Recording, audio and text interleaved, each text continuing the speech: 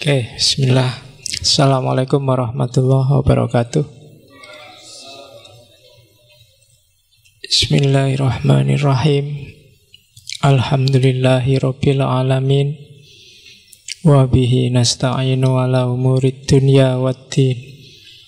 Allahumma sholli wa sallim wa barik ala habibina wa syafi'ina Sayyidina wa maulana Muhammadin wa ala alihi wa ashabihi ajma'in. Amma ba'du. Bismillah, mari kita lanjutkan ngaji kita. Malam ini kita nyampe ke sesi ideologi politik alternatif yang ketiga. Minggu lalu kita ketemu Nazinya Hitler. Malam ini kita ke dunia Islam, sebuah sistem politik yang oleh Barat sering disebut teokrasi. Jadi sistem pemerintahan yang basisnya agama ketuhanan. Oke. Ini tehnya taruh sini aja ya, biar wajahku nggak kelihatan. Ya kan ngaji itu katanya kan undur makola wala tandur mankola. Jadi mankolanya ditutup laptop, mikrofon ini. Jadi kalau ada yang ngambil gambarnya biar cuma kelihatan laptopnya sama tehnya. Ya, biar nggak lihat yang ngaji. Oke. Jadi malam ini kita masuk ke dunia Islam, kenalan dengan Al-Mawardi. Nama lengkapnya Abu Hasan, berarti anaknya namanya Hasan. Nama aslinya Ali, jadi Abu Hasan Ali bin Muhammad. Berarti bapaknya namanya Muhammad. Al-Basri berarti dari Basroh. Al-Mawardi disebut Al-Mawardi dari kata-kata warat. Warat itu mawar. Karena Al-Mawardi ini lahir di keluarga, kalau makna literalnya penjual air mawar. Kalau hari ini mungkin pedagang parfum, maka namanya Al-Mawardi. Nama ini populer juga di Jawa. Banyak orang Jawa namanya Mawardi. Dan saya tidak tahu apa gara-gara itu bunga mawar itu disebut mawar di Indonesia, gara-gara Pak Mawardi ini. Karena memang kata-kata dasarnya warat, makanya dipakai merek parfum jadi Wardah. Itu sebenarnya satu akar kata dengan kata-kata mawar.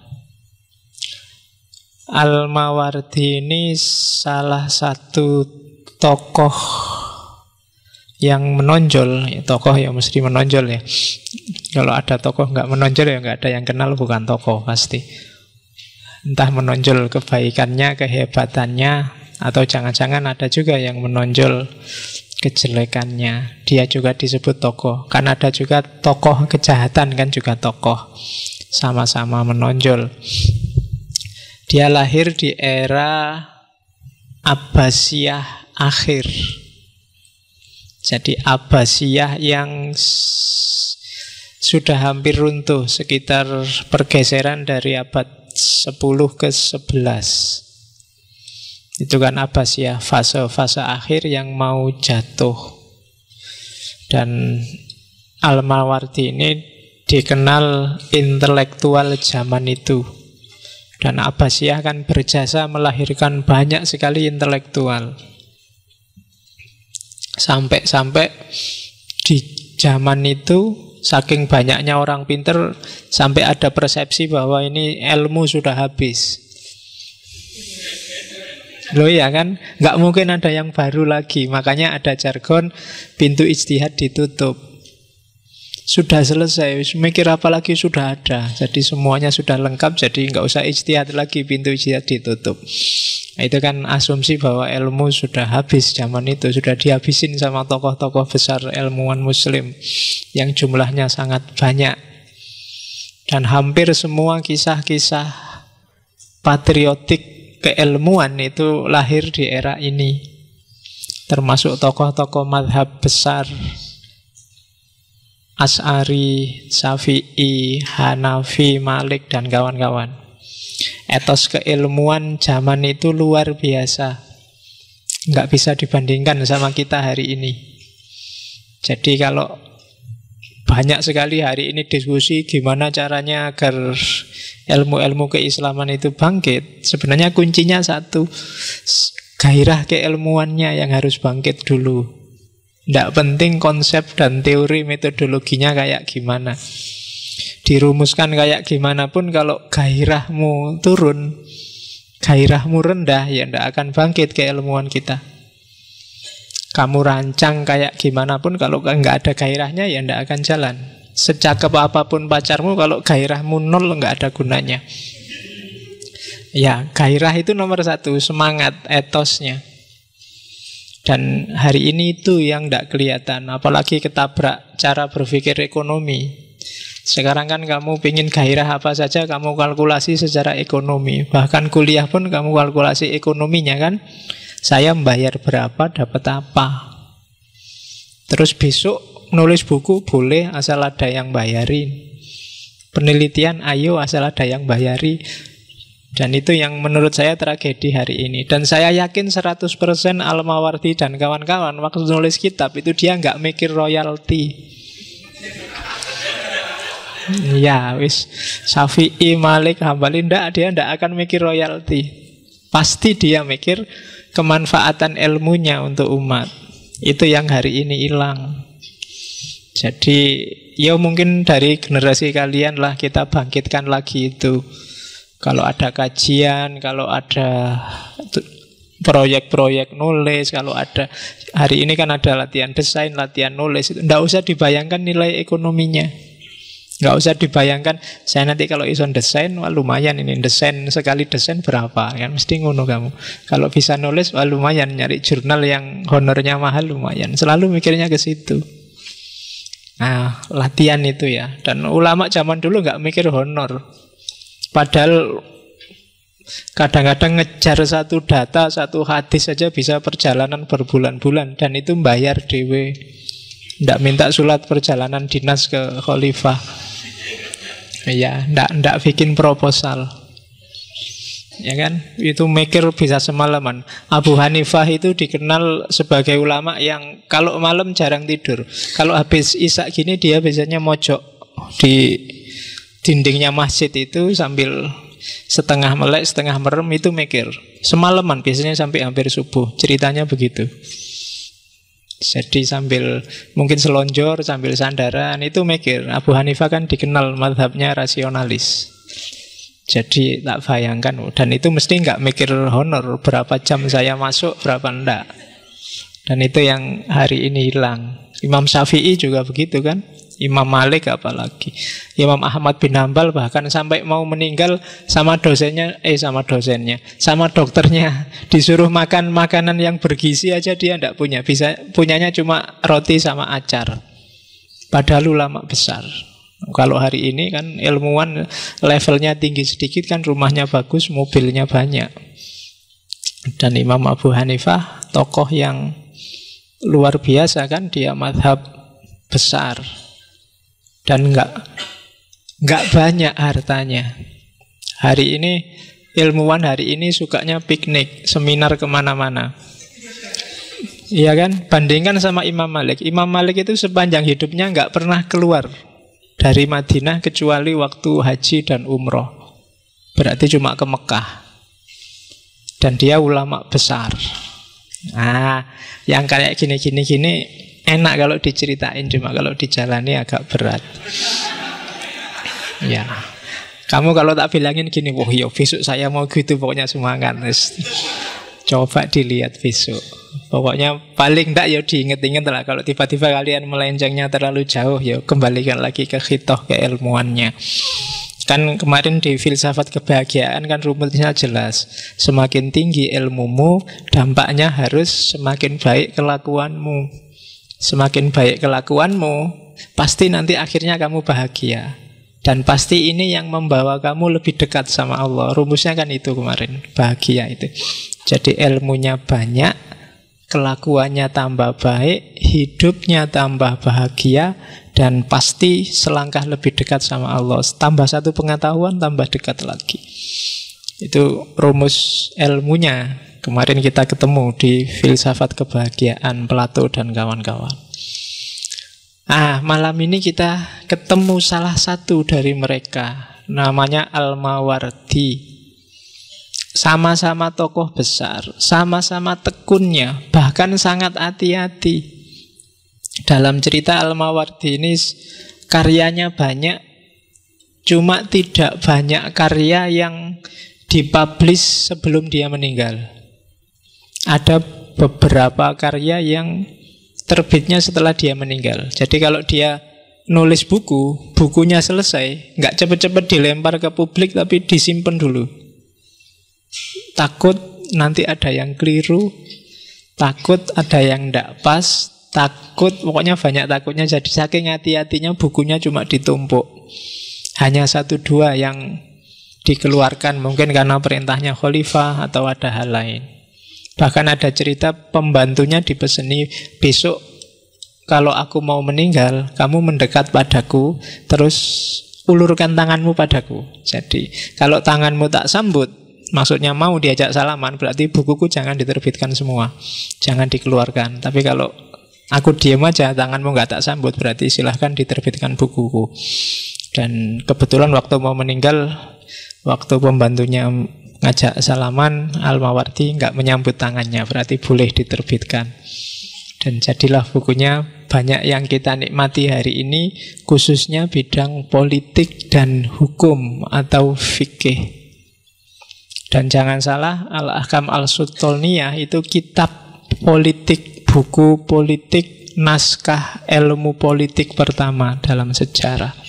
Nanti ini berpengaruh besar di Barat, termasuk dulu waktu kita belajar Machiavelli, Il Principle. Jadi malam ini kita ketemu kitab babon awal politik Islam. Judulnya Al-Ahkam As-Sultaniyah. Kalau kajian Islam ini masuk bab fikih siyasah atau siyasah as-syar'iyah. Biasanya itu. Jadi kita omongkan politik yang dalam kategori Barat sering disebut sistem teokrasi. Kalau minggu lalu kan kita ngomong sistem yang totaliter, nasionalis, sosialis versi Hitler. Malam ini kita lihat yang alternatif. Saya sebut alternatif karena biasanya yang kayak gini sudah dianggap tidak laku lagi. Banyak teman-teman yang tidak setuju khalifah, khilafah, tapi jarang yang mencoba belajar beneran. Jangan-jangan khalifah, khilafah itu apa? Yang nggak disetujui itu yang gaya apa, yang di mana? Itu pun kalian sudah anti. Itu kelemahannya orang hari ini. Ghazali itu sebelum menghajar filsafat habis-habisan, dia belajar sangat dalam tentang filsafat. Bedanya sama orang hari ini itu, kalau sudah benci ya wis ndak. Semua sumber yang anti ndak dibaca. Bila perlu dibuang, dibakar. Yang anti Syiah, buku-buku Syiah haram. Yang anti Wahabi, buku-buku Wahabi haram. Jadi yang tinggal ilmunya hilang, yang ada hanya kebenciannya. Dan kebencian tanpa ilmu itu lahirnya mesti ketidakadilan. Dan Al-Quran sudah wanti-wanti, wala yajrimannakum sana'anu qaumin. Jangan sampai menjerumuskanmu kebencianmu pada satu kaum, sehingga kamu jadi tidak adil. Makanya hati-hati, dievaluasi lagi hidupnya, mana yang kamu benci, dan kebencianmu itu ada ilmunya apa enggak. Termasuk tentang Ahok dan kawan-kawan. Hari ini kan sebel aku di WA isinya gitu, terus ada yang pro, ada yang kontra, terus gegeran. Sama-sama tidak ngerti ilmunya. Oke, malam ini kita lihat sedikit saja, tidak akan banyak, karena kalau dibahas semua Al-Ahkam As-Sultaniyah itu ada 20 bab. Meskipun nggak terlalu tebal kitabnya. Di situ ada tidak cuma isu politik, ada juga isu ekonomi, juga isu-isu hukum. Jadi sangat panjang kalau kita bahas. Malam ini kita semacam review aja, overview.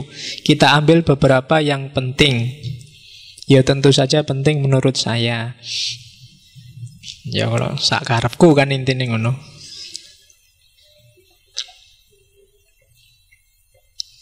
Oke, terjemahannya sudah ada bagi yang berminat, meskipun agak mahal.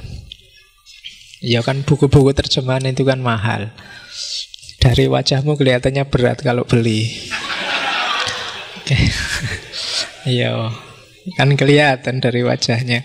Kalau pengajian yang bawa mobil di hotel itu mesti mau lah ditawari buku berapapun, tapi di sini ya ndak yakin.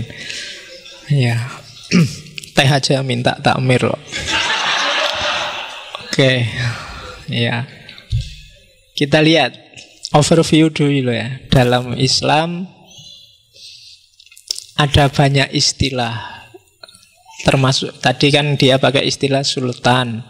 Kadang-kadang kamu dengar ada istilah khalifah. Kadang-kadang ada istilah amir. Kadang-kadang ada istilah malik. Kadang-kadang kamu dengar istilah imam. Itu belum masuk semua. Rois belum masuk, Ro'in belum masuk. Kalau tak tulis banyak. Pemimpin dalam Islam itu istilah-istilahnya banyak, gelar-gelarnya banyak. Masing-masing punya konotasi sendiri. Kalau khalifah biasanya artinya pengganti. Dipakai, ya kalau di Islam persepsinya khalifah itu penggantinya Rasulullah, maka ada khulafaur rasyidin. Arti letter luck-nya di belakang. Khalfa jadi khalifah. Jadi kalau istilahnya itu khalifah, berarti orang ini punya kekuasaan tidak cuma politik, tapi juga kekuasaan agama.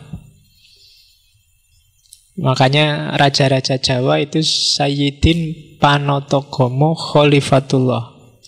Jadi urusan agama dan urusan negara jadi satu, puncaknya adalah khalifah. Kalau amir itu konotasinya ya, bukan definisi katanya, biasanya dianggap lebih kecil daripada khalifah. Biasanya amir itu kan kalau makna harafiahnya orang yang merentah. Jadi makanya Umar bin Khattab itu digelari Amirul Mukminin. Jadi amirnya orang-orang mukmin. Itu amir. Terus imam. Imam itu juga pemimpin. Sholat itu ada imamnya. Bedanya kalau khalifah, khalifah tadi secara harfiah di belakang, kalau imam itu di depan. Jadi amam itu kan depan, imam itu berarti menuju ke depan. Imam tidak mungkin ada di belakang. Kalau imam di belakang itu namanya angon. Maka kalau filsafat kepemimpinannya Ki Hajar Dewantara, imam itu berarti yang ingarso sung tulodo. Tapi khalifah itu yang tuturi handayani. Amir itu mungkin dia yang di tengah-tengah, bagian merentah-merentah ngelarang-larang. In madya mangun karso. Itu diawur ngono wae ra apa-apa. Loh ya kan ilmu itu ya digodak-gadok kayak ngono ya. Oke, terus sultan. Kalau sultan itu lebih berkonotasi kekuasaan. Ada beberapa ayat yang kekuatan kekuasaan itu sultan. Sultan itu sebenarnya nggak besar, lebih besar khilafah, khalifah dulunya.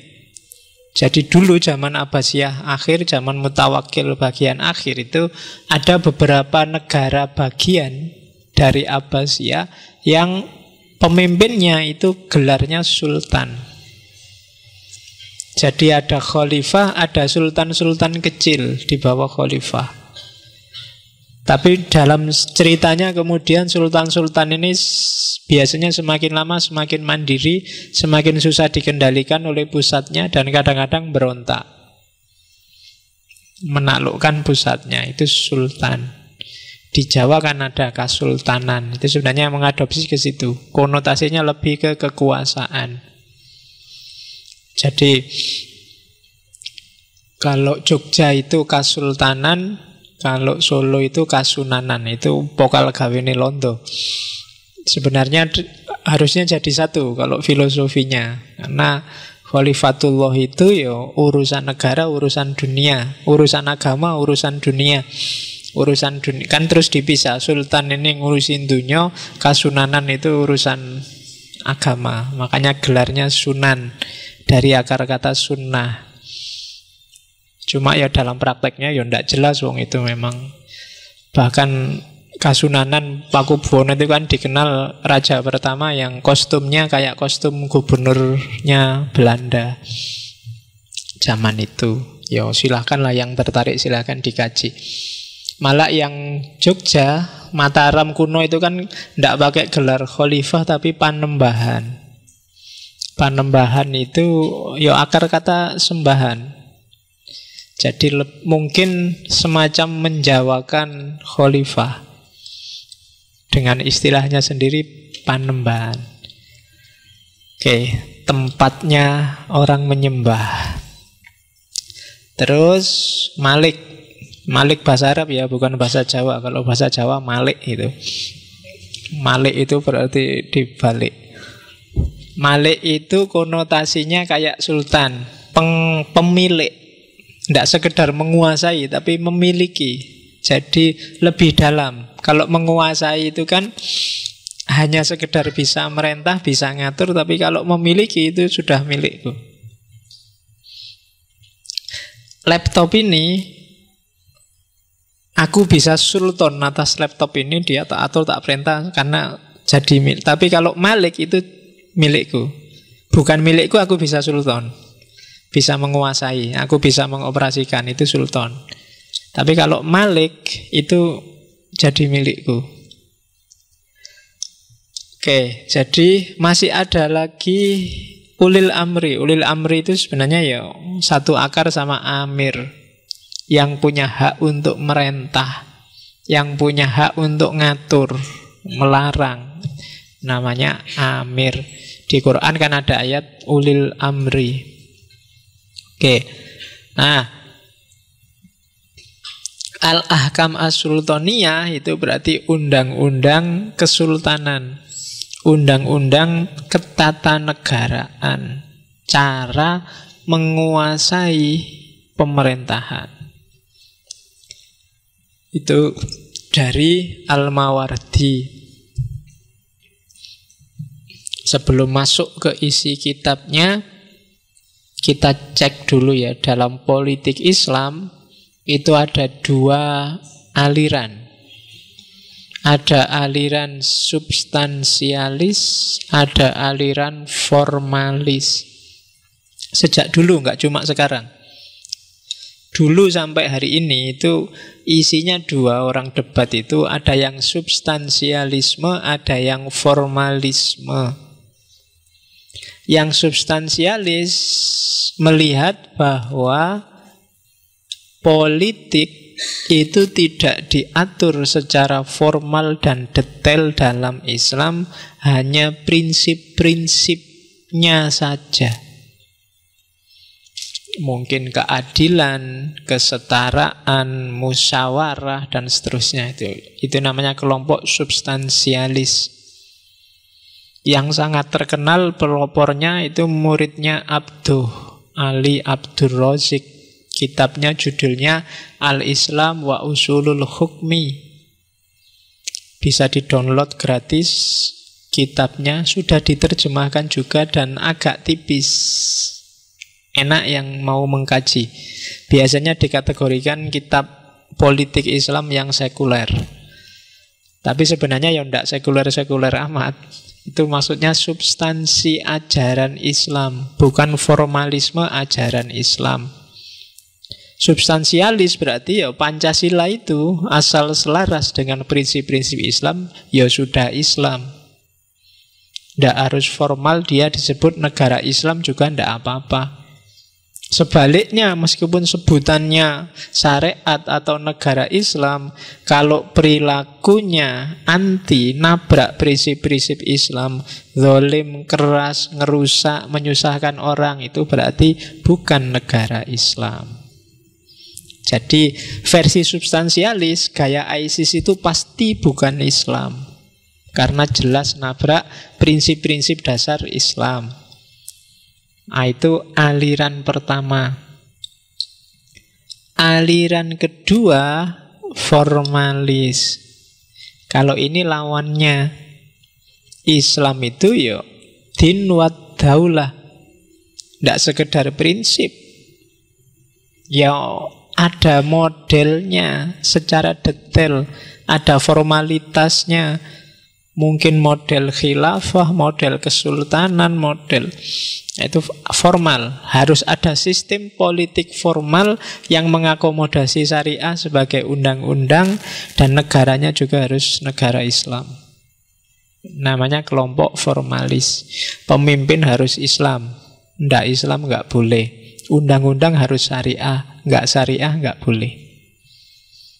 Nah, itu namanya aliran formalis. Semuanya harus bau Islam.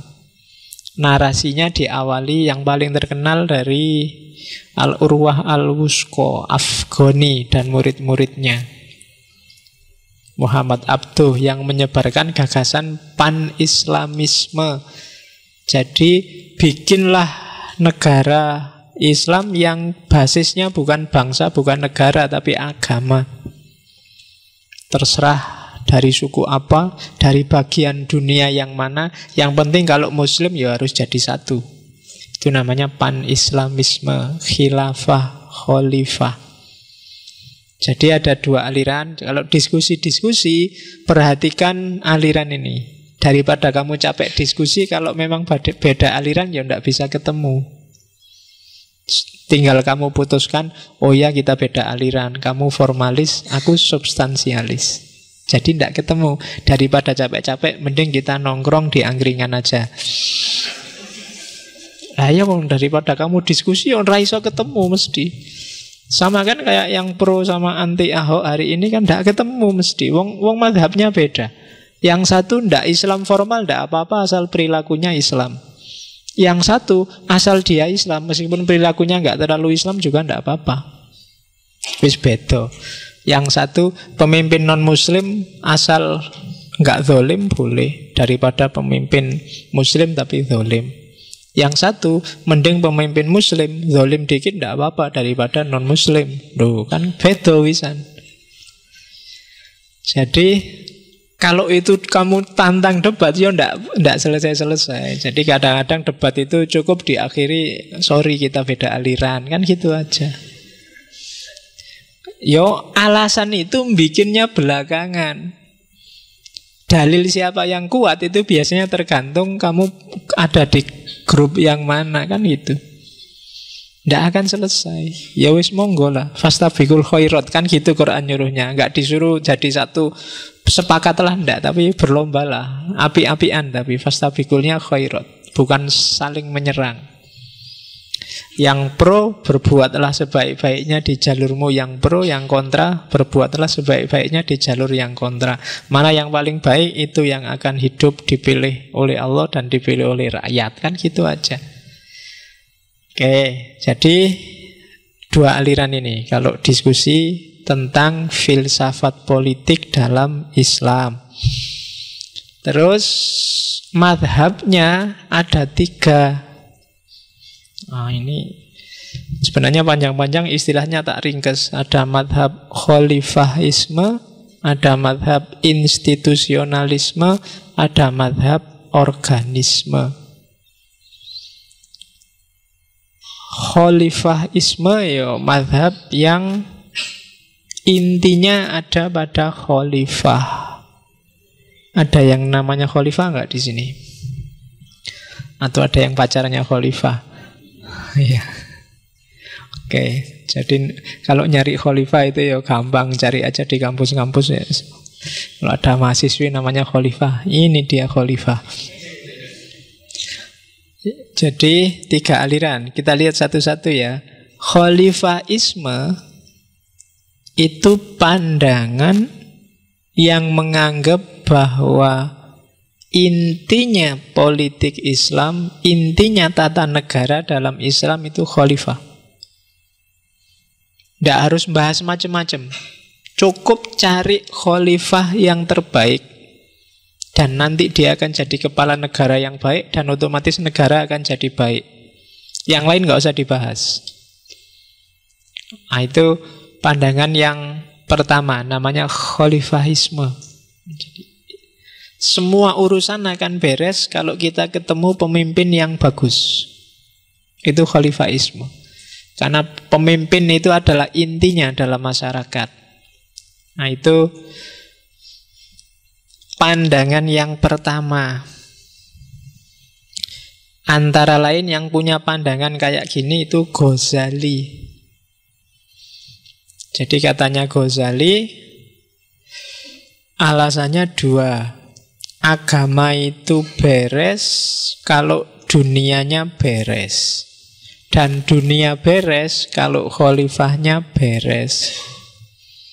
Yang kedua, dunia itu tentram, tertib, selamat segalanya, maqasid syariah terpenuhi kalau khalifah beres dan ditaati. Jadi rumusnya Ghazali simple. Hidup ini harus beres, yang bisa membereskan ya pimpinan. Yang banyak berperan itu khalifah. Sebagus apapun rakyat, kalau khalifahnya rusak, ya keputusan yang diambil akan rusak, dan negara akan rusak. Maka pemimpin penting, kuncinya justru ada di situ. Jadi itu pandangan pertama. Contohnya di situ Ghazali. Katanya Ghazali, khalifah syaratnya paling tidak 4. Yang pertama, bisa bertindak, punya wibawa, jujur, dan cerdas, pinter. Nah, kelihatannya cuma 4, tapi itu ya abot golek. Ya kan? Mampu bertindak itu ya susah. Memutuskan itu kan tidak gampang. Orang yang bisa memutuskan untuk bertindak itu harus panjang pikirannya. Jadi tidak gampang. Nah, kalau dia mampu memutuskan, biasanya ya nalarnya panjang. Banyak pemimpin yang ragu-ragu, tidak yakin dengan apa yang mau diputuskan. Itu juga masalah. Maka pemimpin adalah yang bisa action, nggak cuma bisa ngomong ngasih sambutan. Loh iya, kalau cuma sambutan itu sebenarnya gampang. Jadi dia harus bisa bertindak. Jangan kerjanya cuma rapat-rapat, sidang-sidang, diskusi-diskusi. Kadang-kadang ya kerjaannya tiap hari rapat. Rapat hari ini memutuskan bahwa agenda rapat kita rapatkan lagi besok.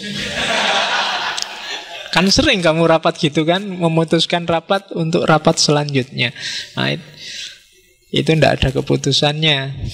Yang kedua, harus punya wibawa, disegani, bukan ditakuti loh ya.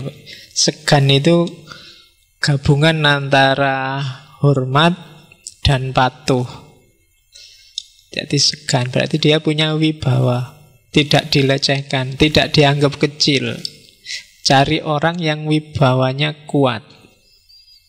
Tidak nunggu dia marah, orang sudah takut duluan untuk bikin dia marah. Itu berarti punya wibawa. Ora wani jarak. Nah, nek basa Jawa ning enggak ada yang wani, enggak ada yang berani macam-macam. Itu berarti punya wibawa, meskipun enggak ada orangnya. Terus jujur. Oh, ini jujur ini harus track record yang bilang. Jujur itu tidak di mulut, tapi di perilaku. Nggak bisa bilang, saya berjanji saya akan jujur, itu nggak bisa. Harus dicek track recordnya. Harus tanya kiri kanan. Karena kalau cuma di mulut itu nggak ada bedanya antara jujur sama gombal. Iya, jujur itu harus perilaku. Dan yang terakhir harus cerdas. Jadi cerdas itu simbol dari dalam dan luasnya ilmu.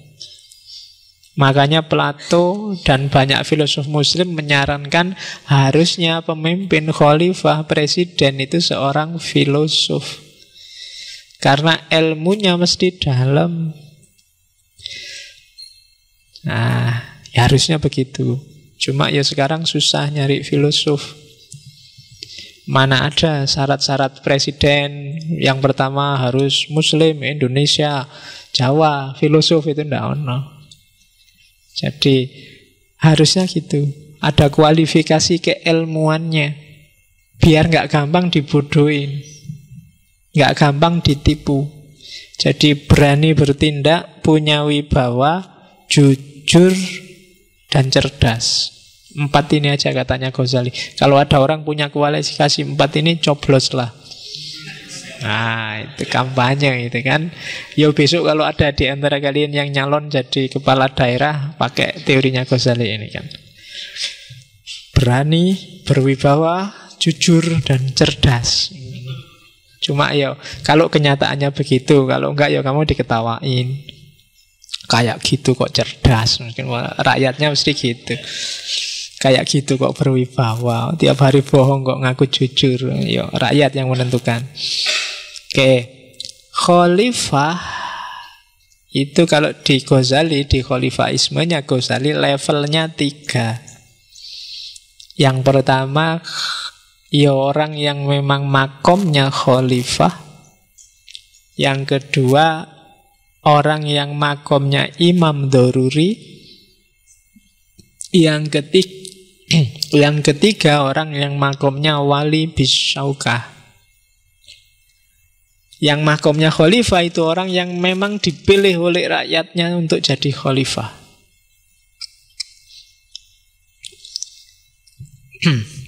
Jadi syarat-syaratnya penuh. Cuma kan saya bilang tadi, syarat 4 itu kelihatan simpel tapi tidak gampang nyari orang dengan kualifikasi itu. Seandainya nggak nemu orang dengan 4 kualifikasi itu, tidak apa-apalah kalau ada kurangnya dikit-dikit, terpaksa. Susah Pak sekarang nyari yang jujur 100%. Ada sih tapi tidak pinter. Nah, itu kan masalah. Iya, ada Pak jujur, pinter, tapi tidak punya wibawa sama sekali, nggak berani ngambil keputusan. Nah, diskusi sih canggih dia, cuma ya bingungan, penakut. Nah, susah kan nyarinya. Ya seandainya nggak ada, ya carilah yang terbaik dari yang jelek, namanya imam doruri. Ya, jadi terpaksa ono kuwi piye meneh. Dari sekian banyak calon, kadang-kadang kan kalian gitu kan milih pilkada apa-apa, iki calonnya ndak ada yang kenal, kok jelek semua. Ijazah tuku kabeh, mesti ndak pinter. Jujur apalagi, pagi-pagi sudah bawa uang buat nyangoni yang nyoblos. Wibawa juga ndak, wong kurus krempeng. Terus, misalnya orang-orang sing dipilih belas. Ya wis pilihlah sesuai yang kerentek hatimu sopo, itu namanya imam doruri. Terus boleh juga kadang-kadang setelah terpaksa kamu milih jelek, atau walimu khalifahnya sekarang jelek, dan hari ini kamu ketemu orang yang kualifikasinya luar biasa, 4-4-nya terpenuhi, bahkan mungkin lebih, boleh ganti kekuasaan, ganti khalifah, bila perlu dengan kekerasan. Turunkan khalifah yang sekarang. Nah, gantinya ini namanya wali bisyaukah. Jadi kalau ada yang baik, ya yang jelek di atas itu diturunin. Lo buat apa? Kemarin kan terpaksa milih itu, ganti aja. Nah, itu namanya wali bisyaukah. Dulu waktu awal kemerdekaan, para ulama setuju untuk Soekarno jadi presiden itu dalilnya Imam Daruri dan Wali Bisyauqah. Saat itu onone ya Soekarno yang paling menonjol di antara yang lain, dan Wali Bisyauqah dia menjatuhkan kekuasaan sebelumnya para penjajah. Jadi semuanya pro untuk baiat Soekarno. Nah itu level-level khalifah kalau dalam bahasanya Ghazali. Jadi teori politik yang hanya sibuk membahas khalifahnya, tidak peduli dengan variabel-variabel negara yang lain, itu namanya khalifahisme. Itu madhab pertama. Ada yang kedua, aliran institusionalisme. Ini yang kita bahas hari ini. Tokohnya Al-Mawardi, Al-Ahkam As-Sultaniyah. Lebih luas sedikit dari khalifahisme. Kalau Al-Mawardi ya tidak cuma khalifah, tapi lembaga negara yang lain harus dibahas juga. Jadi khalifah tidak yang nomor satu, tapi tim. Nah, kalau tadi yang khalifahisme itu yang dibahas khalifah, kalau di Al-Mawardi ini yang dibahas, kalau bahasa sekarang mungkin kabinet. Jadi lebih penting kabinetnya. Khalifahnya bagus, kalau kabinetnya rusak ya rusak. Apalagi negara kekhalifahan seluas Islam zaman itu. Maka katanya Al-Mawardi, ndak harus dibahas semua. Ya nanti kita belajar Al-Mawardi, kita loncati aja yang ini, nanti lebih banyak teorinya. Yang terakhir ada aliran namanya organisme. Kalau organisme ini tidak cuma pemerintahnya, juga rakyatnya, juga SDM, SDA-nya, semuanya. Aliran ini menyatakan bahwa ya negara itu semua variabelnya penting. Maka harus dibahas serius. Tidak cuma kualitas pemimpinnya, kualitas rakyatnya juga menentukan. Sebagus apapun pemimpinnya, kalau rakyatnya kacau, ya kacau negara. Sebagus apapun undang-undang dilahirkan oleh pemerintah, kalau rakyatnya males semua, rusak semua, ya rusak. Dibikin fatwa dilarang buang sampah di sungai, tidak akan bisa. Dilarang ngerokok, tidak akan bisa. Dilarang gelandangan pengemis, tidak akan bisa. Jadi harus semua variabel. Itu kan kayak ceritanya Nabi Isa waktu dikomplain oleh umatnya, oleh santri-santrinya. Karena zaman Nabi Isa itu kan kacau, tidak karu-karuan. Nabi Isa ini muridnya Nabi dibaptis, kalau bahasanya orang Kristen Nabi Yahya. Jadi satu ketika orang Hawariyun protes, Nabi Isa, dulu zaman Nabi Yahya itu tertib loh, jamaah itu tertib, aman. Sekarang zaman sampean kok rusak gini rakyatnya? Jawabannya Nabi Isa, loh dulu zaman Nabi Yahya umatnya kayak saya. Nah, ya, jadi cuma sekarang zamanku umatnya kayak kamu, makanya rusak. Jadi rakyat juga menentukan. Namanya organisme. Di antara yang punya teori ini Ibnu Taimiyah. Jangan salah, dia intelektual besar. Mungkin ada beberapa yang kalau saya sebut nama Ibnu Taimiyah kesannya kayak kelompok-kelompok salafi keras itu kan. Ya, itu namanya stigma. Pikiran-pikirannya banyak dan bagus-bagus. Ya meskipun beberapa yang kamu tidak cocok kan tidak apa-apa. Tapi kan kamu kan biasanya tidak suka itu orangnya. Ibnu Taimiyah saya tidak suka, si A saya tidak suka, selalu gitu. Jadi bukan perilakunya, bukan teori tertentunya dan macam-macam. Itu yang sering jadi tragedi dalam dunia Islam. Kategori-kategorinya kategori fisik dan subjektif. Oke, organisme. Jadi itu gayanya Ibnu Taimiyah, nanti ada kitabnya. Mungkin kapan-kapan kita angkat orang ini. biar kamu ndak kagetan. Ya, yang pokoknya tokoh-tokoh kontroversial nanti kita angkat satu-satu. Kemarin kan sudah kenal Hitler. Mungkin kapan-kapan kita kenal siapa lagi lah yang selalu kamu anggap dalam konotasi negatif. Padahal mungkin ada beberapa yang bisa kamu ambil dari mereka. Oke, ini organisme. Nah, sekarang kita baru masuk ke Al-Ahkam As-Sultaniyah. Ada yang bilang kitab ini sebenarnya pesanannya khalifah. Khalifahnya, ada yang bilang ini pesanannya Khalifah Al-Qaim. Al-Qaim itu kelihatannya setelah Al-Qadir. Zaman-zaman, jadi Abbasiyah itu kan mulai susut eranya Al-Mutawakkil. Jadi Al-Mutawakkil ini ngangkat, tadi dia khalifah, terus ngangkat beberapa sultan karena luasnya pemerintah Islam. Sultan-sultan ini mulai nakal, termasuk yang paling dikenal kan Bani Buwaihi dan orang-orang Turki, termasuk beberapa pejabat yang dari Persia. Itu yang bikin lama-lama kekuasaan khalifah ini jadi kayak simbolis. Nggak ada powernya lagi. Yang punya power sultan-sultan yang ada di daerah-daerah.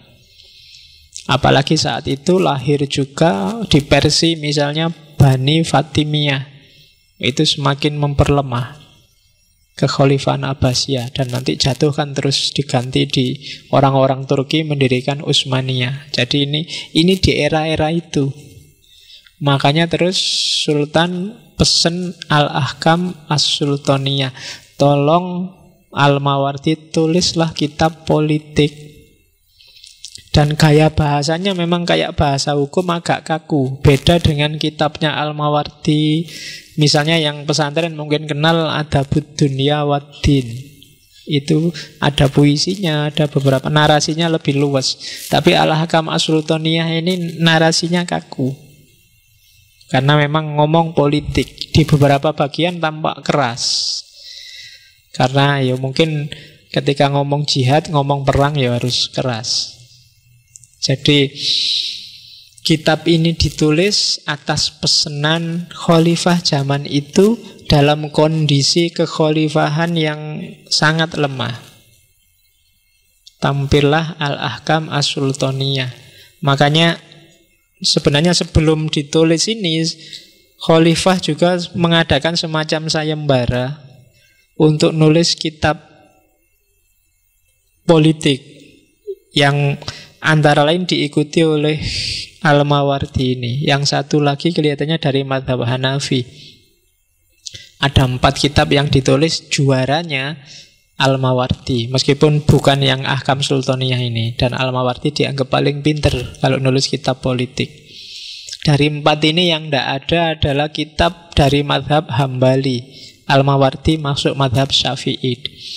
Nah, mazhab Hambali ini nanti ada beberapa tahun kemudian, ada Abu Ya'la Al-Farra namanya, nulis kitab juga yang judulnya Al-Ahkam As-Sultaniyah, tapi dari mazhab Hambali.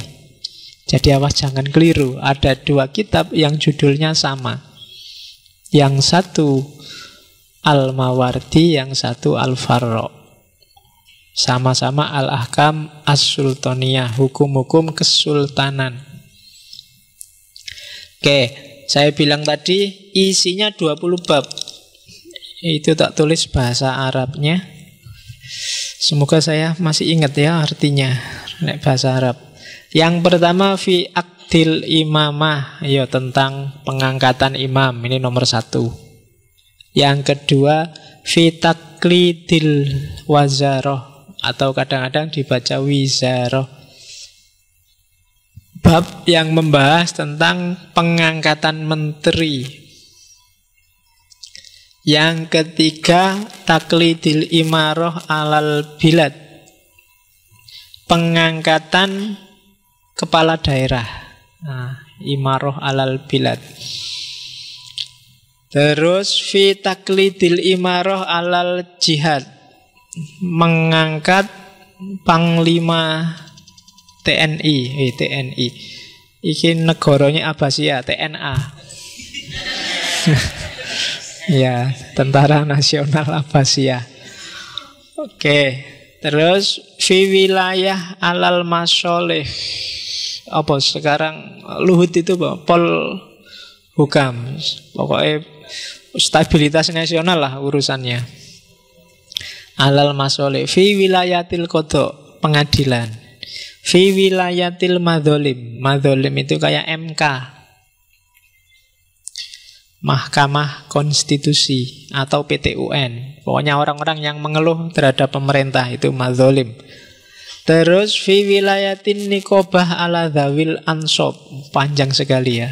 Ini bagian mencatat nasab. Kalau di sini mungkin urusan akte, akte kelahiran, akte kematian, ya sejenis itulah pokoknya departemen yang ngurusi akte kelahiran. Terus fi wilayah ala imamah as-sholawat. Bukan sholawatan loh ya. Ya, pemimpin sholat imam. Oh, ada departemen imam. Mungkin kayak jadi takmir itu kalau zaman dulu, iya, diangkat oleh negara, pegawai negeri, jangan salah.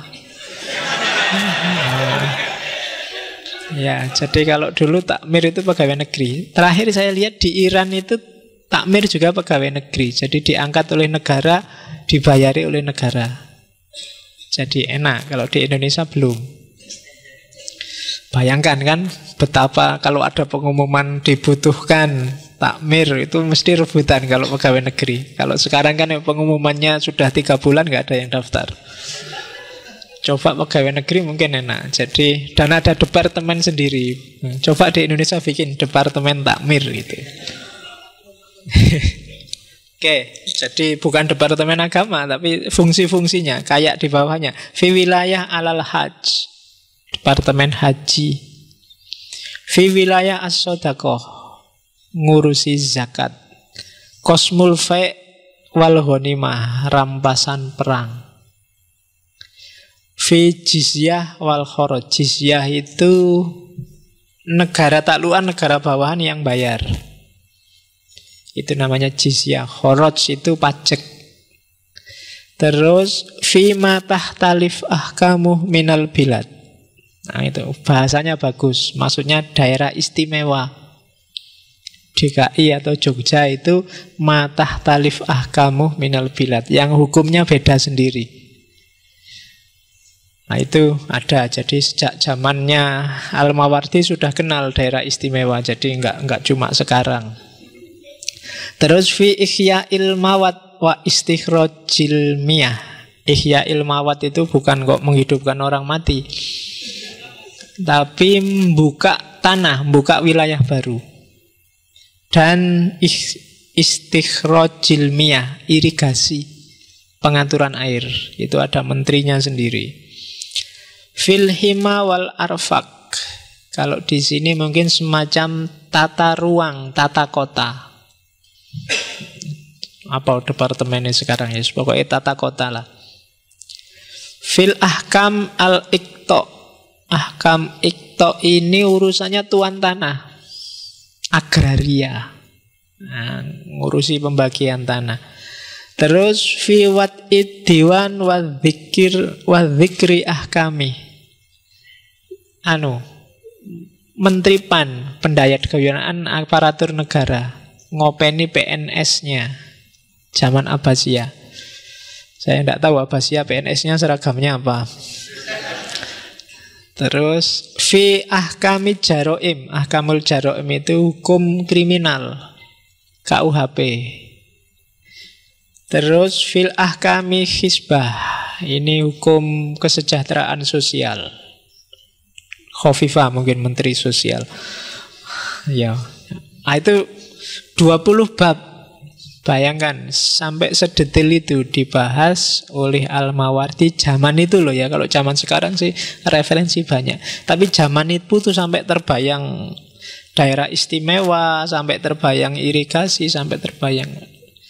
Jadi itu salah satu referensi yang dianggap luar biasa pada zamannya, bahkan hingga hari ini.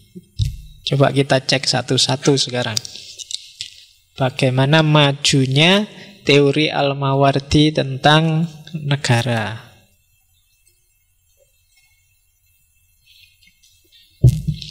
Asumsi awal dalam kitabnya Al-Mawardi itu adalah negara itu, kesultanan itu sifatnya adalah fitrah dan bentuknya adalah kontrak sosial. Sekian abad sebelum Thomas Hobbes kemarin ngomong tentang kontrak sosial, Al-Mawardi sudah ngomong duluan. Jadi kemarin kan kita ketemu Leviathannya Thomas Hobbes itu, yang menganggap bahwa negara itu ya kontrak. Tapi sebenarnya dia bukan orang pertama di muka bumi yang ngomong kontrak sosial. Jauh sebelumnya Al-Mawardi sudah ngomong itu.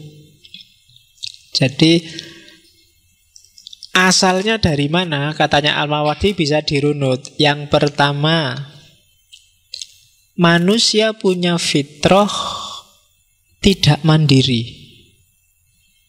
Jadi manusia itu satu-satunya makhluk yang tidak bisa mandiri. Selalu butuh orang lain untuk bisa sempurna mewujudkan potensinya. Hewan bisa. Hewan itu lahir nggak ada sekian jam sudah punya semua daya yang dimiliki orang tuanya. Mungkin tiba-tiba kambing itu lahir sekian jam sudah bisa berdiri, sudah bisa nyari-nyari makan sendiri. Kalau manusia nggak bisa. Kamu waktu kecil kalau nggak dilatih bapakmu untuk jalan, mungkin jalanmu ngerangkak kayak Tarsan. Ya kan? Harus ada orang lain yang ngasih tahu, yang bantu kamu mewujudkan potensimu. Termasuk ngomong. Kuda itu ndak ada kursus bahasa kuda, tiba-tiba dia bisa ngeringkik kayak kuda. Bebek juga begitu. Ayam juga begitu, tapi manusia ndak bisa. Orang ngomong bahasa itu alami, ndak. Khusus untuk manusia bahasa ndak alami, dia harus dipelajari dan beda-beda. Bahasa orang Indonesia sama orang Arab beda-beda. Sama orang Amerika beda lagi. Tapi kambing di Arab sama kambing di Indonesia itu sama. Iya kan? Loh, apa ada misalnya kambing diekspor ke Arab dia harus kursus bahasa Arab dulu? Kan nggak ada. Wis podo bahasane. Jadi beda sama manusia. Kamu nggak bisa kontak sama orang Inggris kalau kamu nggak bisa bahasa Inggris, terpaksa kursus dulu. Tapi burung nggak begitu. Burung itu ya yang migrasi ke kutub utara, kutub selatan, muter-muter ya tetap ngomongnya itu dan bisa langsung ngobrol sama burung yang lain, nggak pakai kursus dulu. Nah, itu fitrahnya manusia. Jadi manusia oleh Allah dikasih fitrah sosial bahwa dia tidak bisa sempurna tanpa orang lain. Ya termasuk kawin itu kan. Kawin itu kan juga fitrah, bahwa tanpa orang lain ada potensimu yang tidak bisa muncul. Gak ada gunanya kamu punya itu kalau nggak kawin. Ya kan? Fungsinya nggak optimal. Nah, ya paling cuma buat kencing. Oke. Ya, itu kan namanya tidak sesuai dengan kegunaannya. Jadi, dan itu fitrah dalam banyak hal. Jadi, untuk memenuhi fitrah ini akhirnya orang butuh yang lain. Kebutuhan akan yang lain ini, bandingkan sama Thomas Hobbes. Thomas Hobbes kan awalnya manusia itu jelek, bahwa manusia pingin saling menaklukkan yang lain. Tapi kalau di Al-Mawardi tidak, bukan itu. Kita bukan pingin menaklukkan orang lain, tapi kita tidak bisa hidup tanpa orang lain. Sejago apapun kamu. Misalnya yang ahli survive di hutan. Saya Pak, kalau di hutan cuma bawa pisau satu bisa survive berbulan-bulan. Emangnya yang bikin pisau siapa? Ya, bukan kamu sendiri, ada tukang pisau yang bikin. Kamu ke sana pakai baju, yang bikin bajumu siapa? Yang dulu ngelatih kamu bisa survive siapa? Nggak mungkin orang hidup tanpa orang lain. Dari situlah nanti timbul kesepakatan-kesepakatan, termasuk lahirnya kontrak sosial sehingga melahirkan negara. Lebih enak ngaturnya. Saling butuh, saling bantu. Guru butuh murid, murid butuh guru. Negara yang ngatur. Ya kan? Kamu sakit butuh dokter, dokter juga butuh pasien. Ngapain jadi dokter kalau nggak ada pasiennya? Kan gitu. Kalau dokter kan berdoanya bukan semoga semua orang tidak sakit, tapi semoga orang yang sakit bisa tak sembuhin, kan gitu. Kalau semua orang tidak sakit, ya rumah sakitnya tutup. Nah itu dokter sama pasien, dosen sama mahasiswanya, orang tua sama anaknya kan juga butuh. Untuk jadi orang tua kan harus butuh ada anaknya. Jadi ayah, kan ada anekdotnya itu kan, ayah sama anak itu duluan mana? Ya duluan anaknya. Karena sebelum ada anaknya dia belum jadi ayah. Jadi begitu ada anak baru dia jadi ayah. Jadi itu ilmu logika itu. Jadi kalau bapakmu sama kamu itu sebenarnya adanya duluan kamu. Karena begitu kamu ada, baru dia jadi bapak. Sebelum kamu ada kan belum bapak, paling masih suami, masih. Oke, jadi loh iya kan, kamu mikirnya nggak nyampe situ mesti. Jadi jangan salah, nanti kalau pulang bapakmu bilang, mana yang lebih tua? Loh, bapak itu ada setelah saya. Setelah saya jadi anak ini ada, baru ada bapak. Sebelum saya ada kan belum bapak. Oke. Jadi negara ada karena fitrahnya manusia. Polanya adalah kontrak. Tujuannya apa? Memenuhi kebutuhan dan mewujudkan potensi. Oke, ini teori sosialnya Al-Mawardi. Kebalik, sama-sama kontrak sosial, kebalikannya Thomas Hobbes kemarin. Kalau di Thomas Hobbes, manusia itu saling ngancam. Orang lain itu ancaman luar biasa bagimu, maka biar mereka nggak nabraki kamu, nyusahin kamu, harus dibikin perjanjian. Dan perjanjian itu lahirlah negara. Kalau di Al-Mawardi kebalikannya. Bukan orang lain adalah ancaman bagimu. Kamu butuh orang lain untuk memenuhi tujuanmu, potensimu biar terwujud. Maka dibikinlah kontrak sosial karena kamu dan yang lain itu saling butuh, bukan saling mengancam. Nah itu bedanya Al-Mawardi sama Thomas Hobbes kemarin. Sama-sama kontrak sosial, sama-sama kita butuh yang lain. Jadi itu asumsi awalnya. Kenapa harus ada khilafah, kenapa harus ada negara. Makanya banyak ulama bilang lebih baik pemimpin itu jelek, jahat daripada nggak ada pemimpin. Karena begitu nggak ada pemimpin, nggak ada yang jamin kontrak, negara akan kacau. Maka tidak boleh ada vacuum of power. Dalil ini kan yang dipakai oleh zaman Ali bin Abi Thalib ada tahkim. Tahkim itu ketika Ali sama Muawiyah perang, terus capek perang, bikin perjanjian. Cuma di perjanjian ini masing-masing ngirim delegasi. Sayangnya Ali salah ngirim delegasi. Muawiyah ngirim Amr bin As. Amr bin As ini politikus, cerdik. Cerdik itu kalau politik nama lain dari licik. Ya kan? Pinter.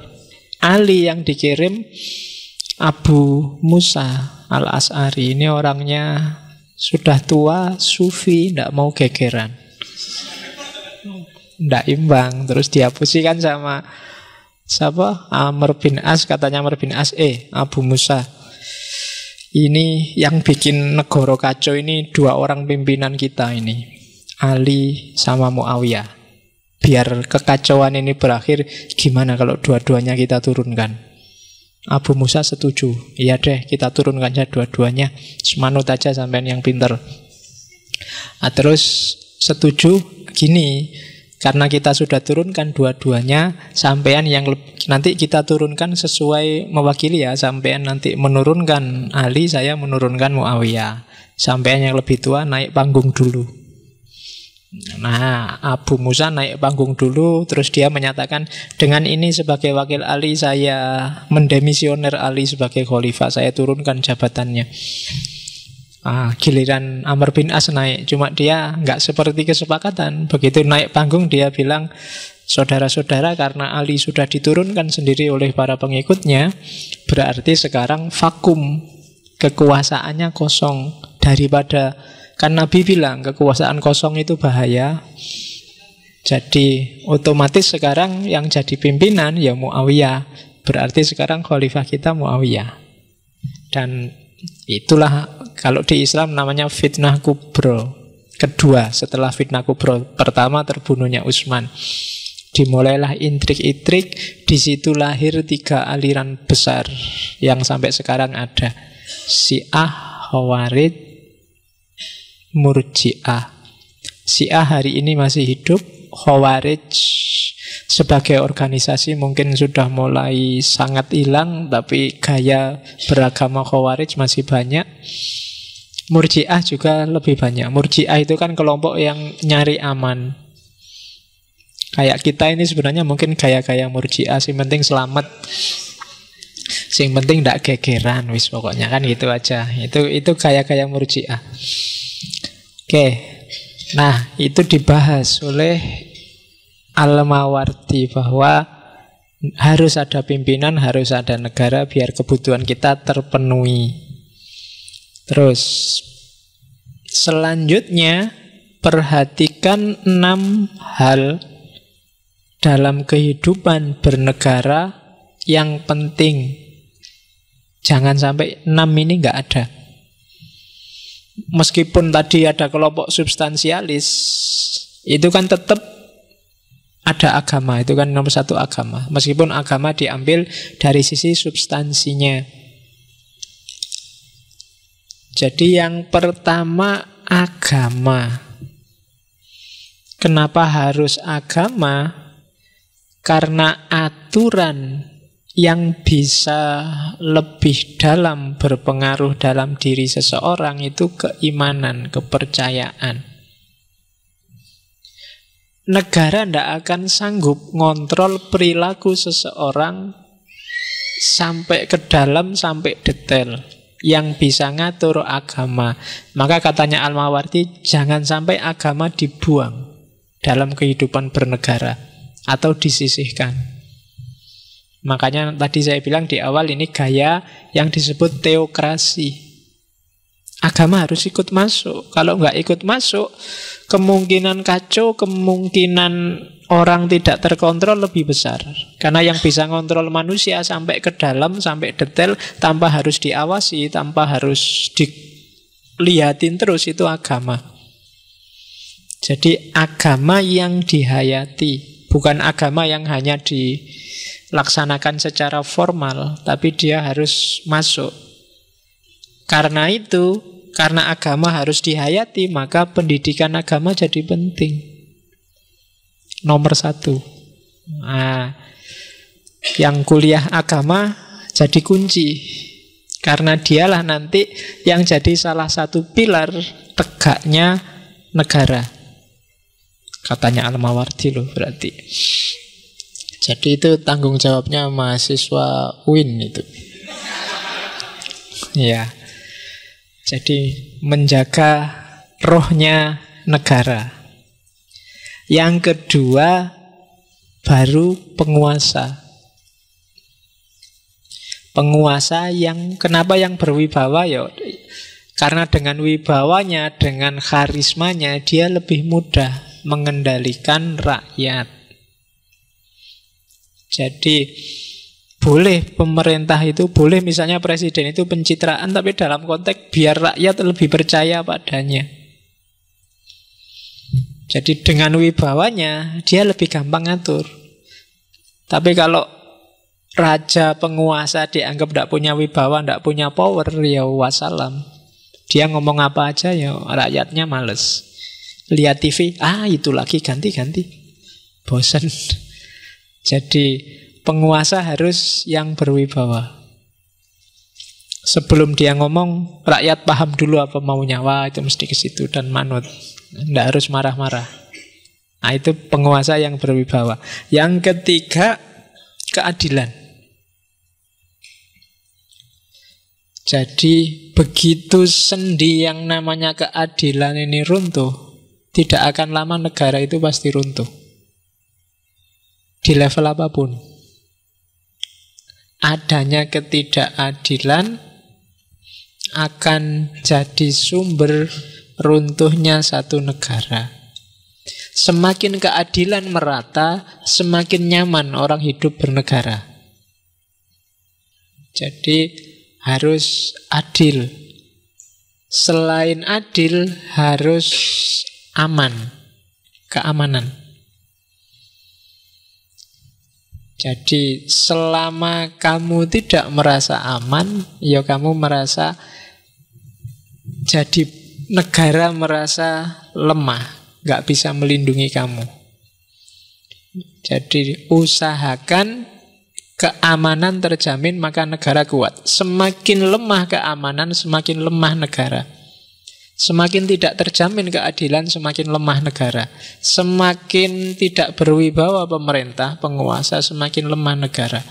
Semakin susut penghayatan keagamaan, yang hidup hanya formalismenya, semakin lemah negara. Jadi harus hidup, harus aman. Bahkan sekarang di masjid aja kan kamu khawatir sandalmu hilang. Itu berarti tidak aman. Kalau ke masjid, di antara misalnya kamu punya sandal 3, mesti kamu bawa yang paling jelek. Karena ke masjid nanti kalau hilang khawatiri. Nah berarti tidak aman. Di masjid aja kamu tidak aman. Di kampus saja kamu khawatir kehilangan motor. Helm. Jadi kalau ke kampus kamu nggak berani pakai helm mahal. Kalau bawa helm mahal dibawa ke kelas. Jadi sambil nulis sambil ngeloni helm itu. Berarti kamu kadang-kadang lupa helmnya masih dipakai masuk kelas. Ya, itu jadi keamanan tidak terjamin. Alamat negara lemah. Dan yang terakhir, itu kalau bahasanya Al-Mawardi, kesuburan tanah yang berkesinambungan. Maksudnya sumber daya alamnya cukup. Selama ini masih cukup, kita nyaman hidup bernegara. Jadi 6 ini harus hidup. Kalau 6 ini nggak hidup, alamat negara tidak akan lama lagi juga hidupnya. Agama tidak terhayati, alamat akhlak dan moralitas rusak. Akhlak dan moralitas rusak jadi sendi utama yang semakin mempercepat runtuhnya satu negara. Pemerintah yang tidak berwibawa juga begitu. Kalau dia lemah, ya alamat tidak lama lagi negara akan hancur. Mungkin ganti pemerintahan atau bubar. Atau ganti nama. Tidak Indonesia-Indonesianan lah, ganti nama apa gitu. Yang lebih prospek. Oke. Terus ketidakadilan juga begitu. Tidak adil itu haknya masyarakat apa tidak terpenuhi. Yang sini terpenuhi berlebih-lebihan. Nah, itu berarti tidak adil. Dan ini pasti jadi pemicu, jadi sumber kekacauan, ketidakpuasan. Terus keamanan. Dan yang terakhir sumber daya. Semuanya bagus, 1, 2, 3, 4 bagus, tapi sumber daya alamnya nggak cukup, ya sama saja. Produksi BBM habis, kan diramalkan PLN itu sekian puluh tahun yang akan datang sumber dayanya habis. Jadi harus nyari energi alternatif. Mungkin pembangkit listrik tenaga angin, apa pembangkit listrik PLTA itu Pak, angin. Oh air, tak pikir angin. Ya, kalau tenaga angin kan enak. Katanya di Jerman itu mulai tenaga angin pembangkit listrik yang modelnya pakai kayak layang-layang besar itu. Jadi orang Jerman sudah bisa main layang-layang sekaligus membangkitkan tenaga listrik. Wow. Kalau di kita mungkin ya entah bisa nggak kamu mengeluarkan banyak angin terus jadi tenaga listrik. Oke. PLN juga begitu, kemudian BBM juga begitu. Jadi mungkin cucumu keturunan kesekian itu sudah nggak menikmati lagi bensin. Jadi nggak ada lagi cerita bunuh diri minum bensin, bensinnya habis. Jadi aspal juga mungkin mulai habis. Jadi sumber daya alam ketika tidak berkesinambungan kita terancam. Oke, jadi 6 sendi utama ini harus terpenuhi. Kalau enggak, wassalam. Akan lahir khalifah baru, negara baru. Selama ini masih ada, sistem lama akan bisa bertahan meskipun digempur oleh tawaran-tawaran ideologi baru. Kayak Indonesia ini hari ini kan pakai Pancasila. Kalau dengan Pancasila itu orang kepercayaannya terjamin, pemerintahannya bagus, keadilan jalan, keamanan jalan, sumber daya alam mencukupi, maka kita masih lama pakai Pancasila. Meskipun ada macam-macam orang menggugat, menawarkan ideologi baru. Tapi kalau beberapa atau 1, 2 atau semuanya dari variabel itu lemah, akan lebih cepat dia dikritik kemudian diganti. Oke, itu 6 sendi utama. Oke. Nah, untuk milih pemimpin yang bagus, katanya Al-Mawardi, caranya 2. Ini ijtihad dari model pemilihan Khulafaur Rasyidin. Dia milih 2. Yang pertama melalui ahlul halli wal aqdi. Ini istilah ini kemarin dipakai di Muktamar NU waktu di Jombang. Yang kedua ditunjuk langsung oleh khalifah sebelumnya. Ya karena zaman itu kan zaman Abbasiyah, modelnya turun-temurun. Atau penunjukan oleh khalifah sebelumnya, mungkin adiknya, mungkin ponakannya yang melanjutkan. Kalau tidak bisa ahlul halli, ya ditunjuk oleh khalifah sebelumnya. Atau kalau khalifah sebelumnya nggak nunjuk, ya harus ada lembaga, mungkin disebut lembaga formatur. Isinya ya tokoh-tokoh terkemuka, tokoh politik, tokoh agama, tokoh ekonomi, ngumpul di situ, terus milih kepala negara. Syaratnya formatur, ahlul halli wal aqdi itu ada 4, dia harus adil, berilmu, bijaksana, dan jujur. Ini kualifikasi yang kelihatannya simpel tapi berat semua. Adil itu juga ngukurnya susah. Jangankan level negara, level rumah tangga punya istri 2 aja kan kamu ragu-ragu bisa adil apa enggak. Apalagi ngopeni negara. Berilmu ini juga parameternya agak luas, agak susah. Bijaksana, apalagi kamu yang belajar filsafat sampai berapa puluh sesi, Yosek bingung sudah bijaksana apa belum. Jujur apalagi. Ini kan berat-berat semua 4 ini syaratnya. Tapi itu katanya Al-Mawardi. Syaratnya orang bisa masuk dalam majelis formatur yang berhak milih khalifah. Ahlul halli wal aqdi. Ya kalau hari ini kan terwakili oleh MPR. Harusnya MPR itu orang-orang yang adil, berilmu, bijaksana, dan jujur, tidak sombong, baik hati. Iya. Jadi harusnya itu. Tapi katanya Al-Mawardi cukup 2. Atau ditunjuk langsung. Kayak waktu waktu dari Abu Bakar ke Umar kan ditunjuk langsung. Oke, jadi milih pemimpin itu. Syaratnya apa pemimpin yang dipilih? Kalau katanya Al-Mawardi ada 7. Yang pertama adil. Lagi-lagi adil, bolak-balik ngomong adil. Ya, pokoknya adil. Kapan-kapan ya kita belajar filsafat keadilan. Kemarin kan sudah kebahagiaan. Cuma nunggu moodnya ya. Ya, entah kapan pasti kita ngomong. Banyak teori-teori bagus dalam filsafat tentang keadilan. Yang kedua, pinter. Bahkan sampai makom mampu berijtihad. Berarti tidak cuma pinter tapi juga produktif, kreatif di bidang keilmuan. Jadi seorang pemimpin pilihlah yang tidak manut saja, tidak manutan.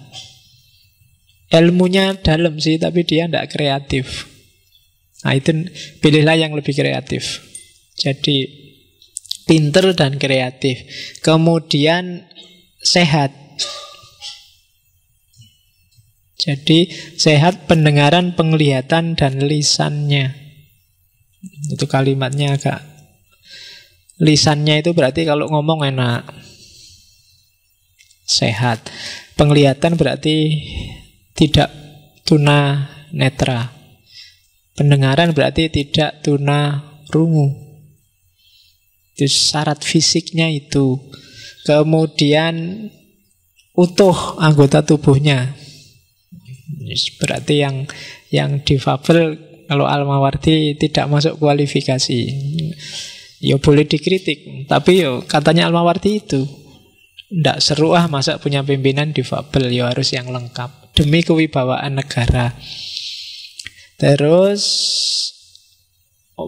memiliki kemampuan manajerial yang bagus.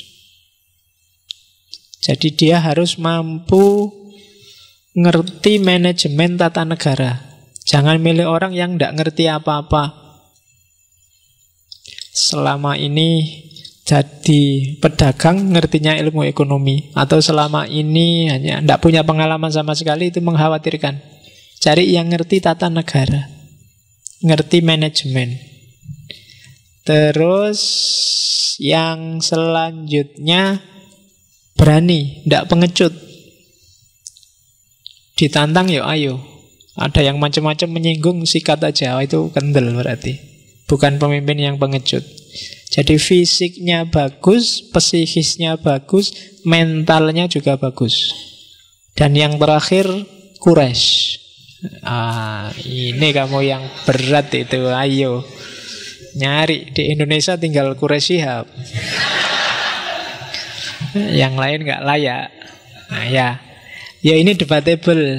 Jadi kenapa? Ya memang ada kan hadisnya Nabi, al-a'immatu min Quraisy. Maksudnya ada yang bilang ini afdholiyah. Afdholiyah itu kalau ada calon pemimpin sama-sama qualified 3 orang, dari 3 ini ada yang Quraisy, pilihlah yang Quraisy. Kalau jadi bukan berarti yang tidak Quraisy nggak boleh jadi pimpinan. Kalau memang konteksnya harus tidak Quraisy, ya tidak apa-apa tidak Quraisy. Itu tafsir pertama. Kalau katanya Ibnu Sina, pilihlah Quraisy, itu maksudnya ya sifatnya. Orang Quraisy itu kan amanah, mampu, dan berwibawa. Kan dia yang menjaga kota Mekah, Khodimul Haramain zaman itu, menjaga Ka'bah. Tanggung jawabnya orang Quraisy. Maka katanya Ibnu Khaldun ya, maksudnya al-a'immah min Quraisy itu pilihlah pemimpin yang amanah dan berwibawa, punya kemampuan. Ada yang bilang Quraisy itu ya kayak surat li'ila fi Quraisyin itu. Kan Quran sendiri menyebutkan li'ila fi Quraisyin. Demi tradisi kebiasaan orang-orang Quraisy. Apa sih cirinya orang Quraisy? Ila fihim rihlatas syita'i was-soif. Kebiasaan mereka melakukan perjalanan dagang di musim panas dan musim dingin. Maksudnya apa? Dinamis, punya jiwa entrepreneurship. Ada loh tafsir yang gitu. Jadi tidak statis, dia punya, kan tafsir sekarang kan gitu arahnya.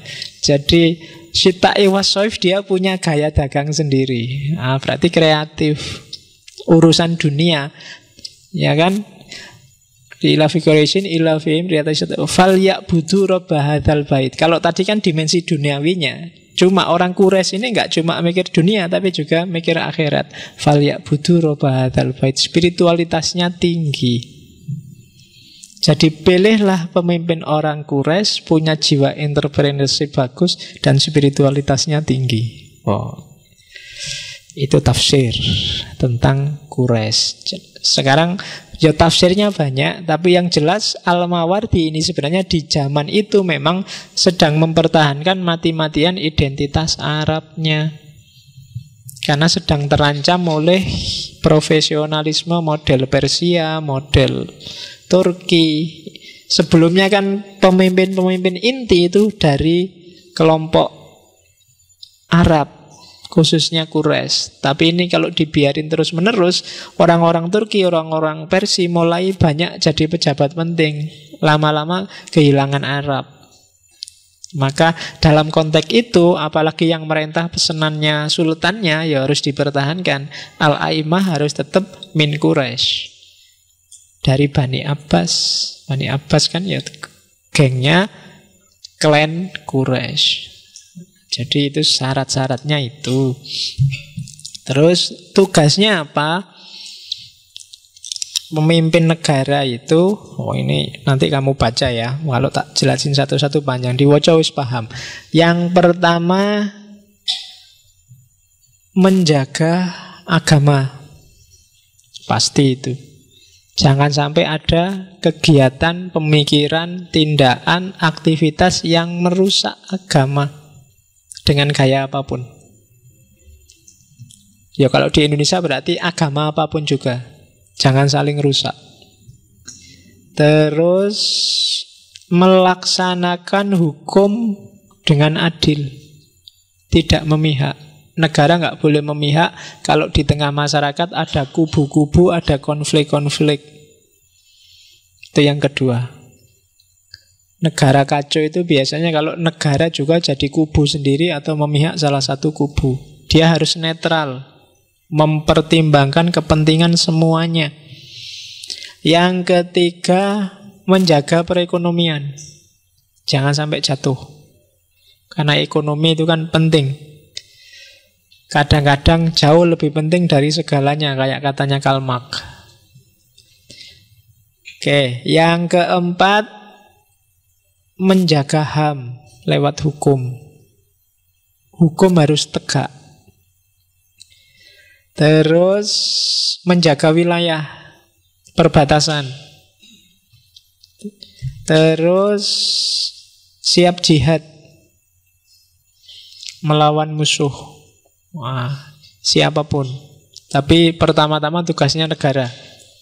Jadi jangan mau kamu disuruh perang sebelum negaranya sendiri mau perang. Misalnya perang sama apa, yuk rakyatnya maju dulu. Tidak boleh, harus negara. Itu tugasnya negara. Rakyat yang harus dilindungi. Terus mengkoordinasi fight itu rampasan perang. Kalau hari ini mungkin jarang dibahas tema-tema ini. Zakat. Pokoknya urusan pengumpulan harta.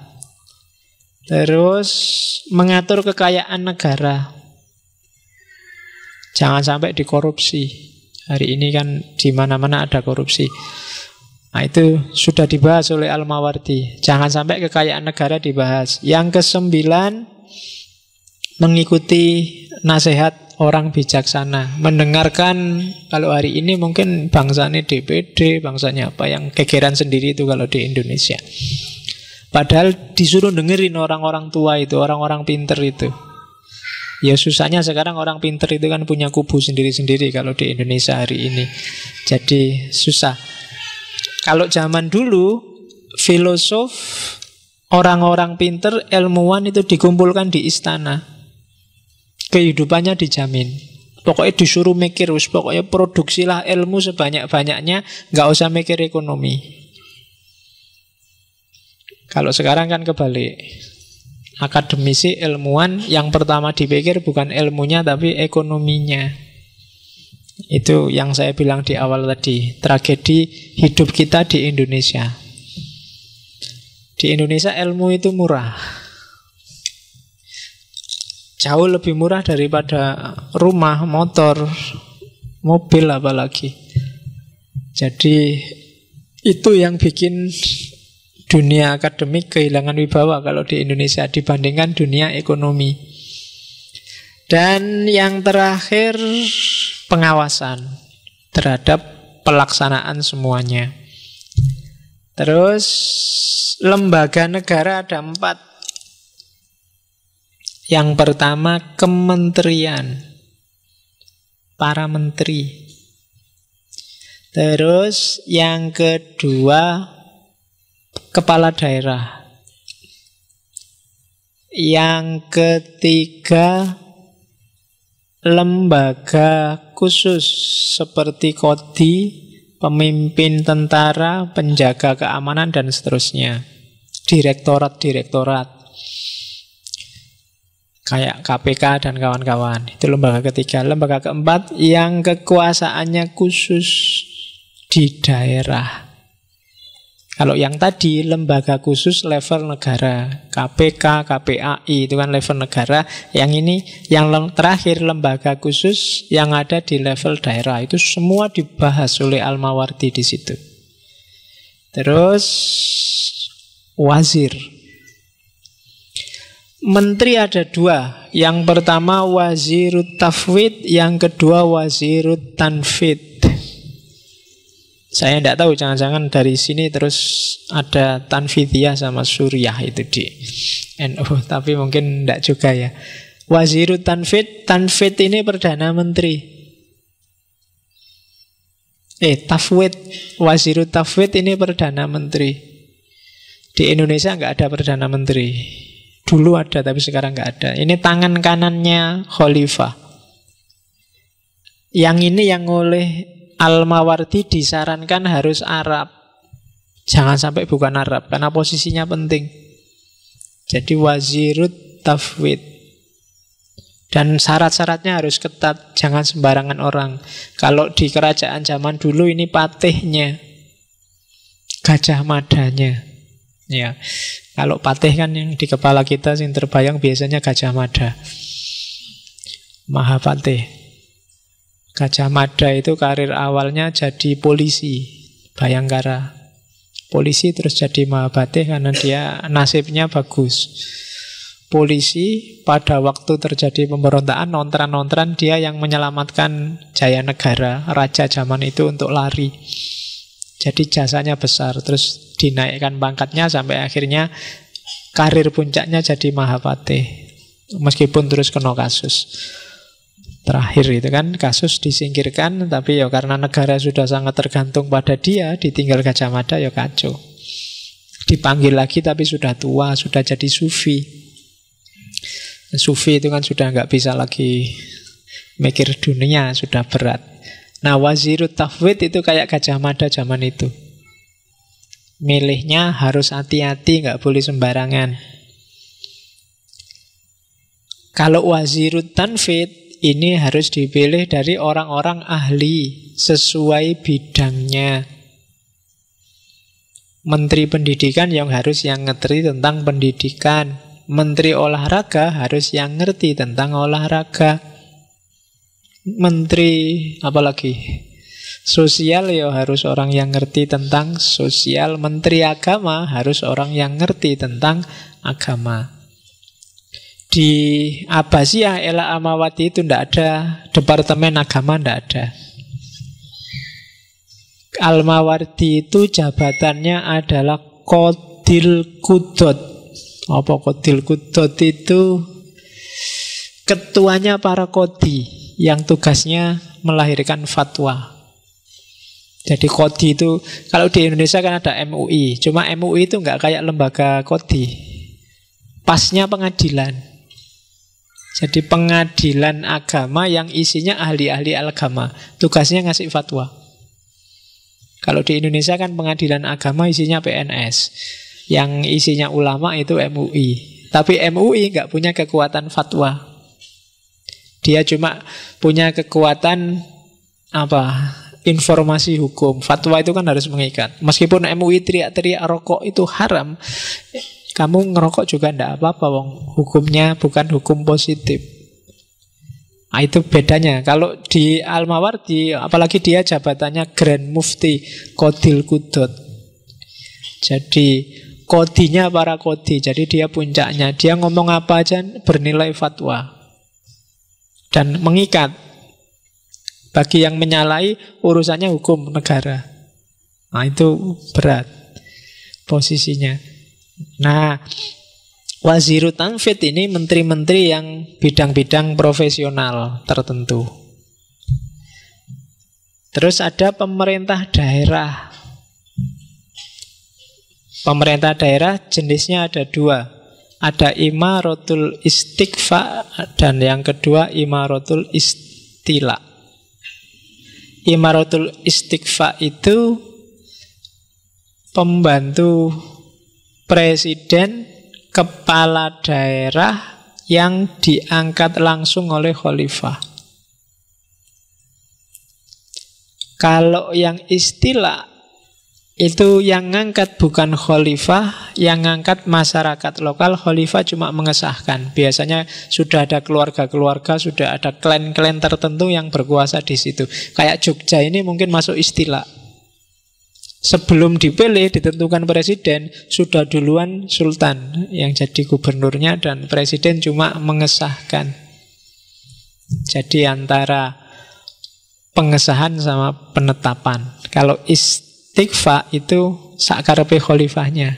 Kalau untuk Jogja kan khalifahnya tidak ada khalifah. Presidennya kan nggak bisa sakarepe. Orang Jogja sudah mantep milih sultan. Mau tidak mau ya harus sultan.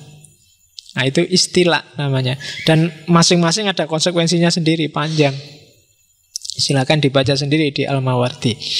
Oke, terus peradilan.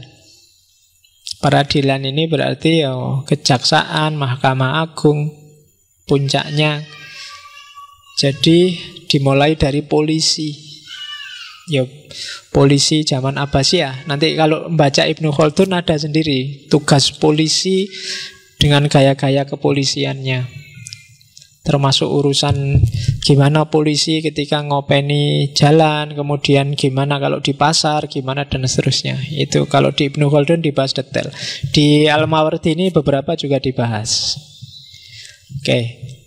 Yang jelas kalau di Arab ya polisinya jubahan tetap. Laskarnya jubahan. Indonesia kan pakai baju. Oke, ya kalau polisi paling mengesankan kan biasanya polisi India. Itu yang terkenal di mana-mana.